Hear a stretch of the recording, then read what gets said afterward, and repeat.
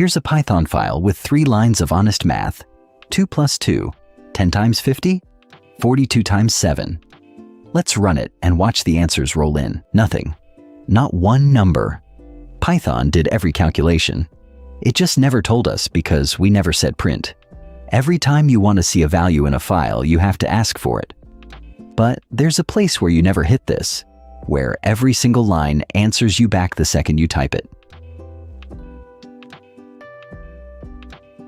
It's called the REPL, and it's the fastest way there is to talk to Python. The name tells you exactly how it works. Type just the word Python with no file name, and you land right here. Now it does 4 things on a loop. It reads the line you type, evaluates it, prints the result, and loops back for the next one. Read, eval, print, loop. That's the REPL. Those 3 arrows are Python telling you it's ready.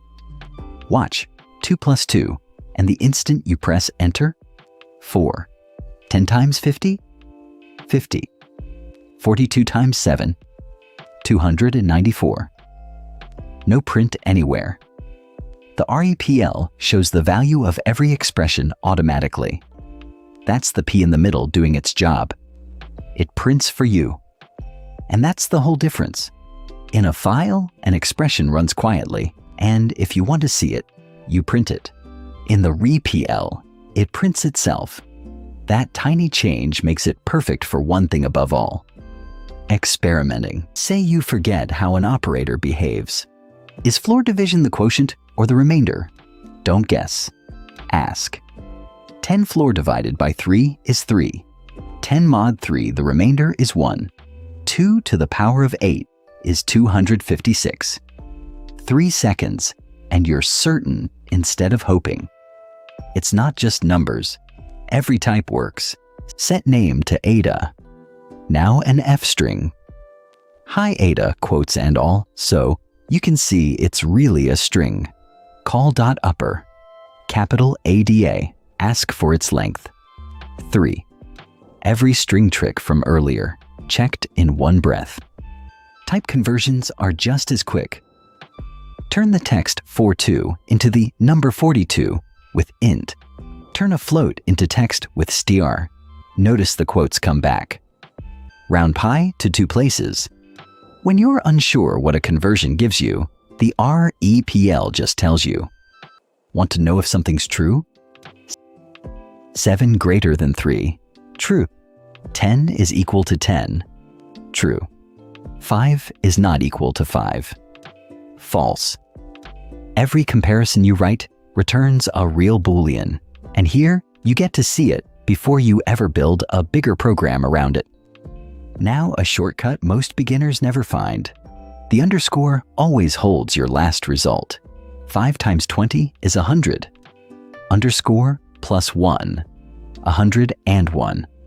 Underscore times 2, 202. You can chain calculations together without naming a single variable. It's like the answer button on a calculator. And here's why it's the best place to learn. Make a typo. Nam instead of name. And Python shows you the error. But look closely. The session keeps going. It doesn't crash. It doesn't quit. You just fix the line and try again, right there. In the REPL, a mistake costs you nothing, so you experiment more freely. 2 built-ins turn the REPL into a map. Calldir on a string in Python lists every method it has. A menu of what you can do to text. Call help on round, and it shows you exactly how to use it. You're not stuck guessing or leaving to search the docs. The answers are 1 line away. A couple of habits make it even faster. Press the up arrow, and the REPL brings back your last lines, so you can tweak and rerun without retyping. Start a name and press tab, and it finishes it for you. Little things, but over a session they save you real time. So when do you reach for each one? Use the REPL to test a single line, check a value, or explore what a method does. But the moment you want to keep that code, or run the whole thing again tomorrow, move it into a file. The REPL is a scratchpad. It forgets everything when you close it, and when you're done experimenting, type exit with empty parentheses to drop back to your normal terminal. So, the REPL runs each line the second you type it. The underscore remembers your last answer, and it's built for quick experiments while files hold your real programs. Do this before the next video. Open your terminal, type Python, and multiply your age by 7. 10 seconds, and you've used the REPL for real. You've been running Python this whole series. But what actually happens between your source file and the output on the screen?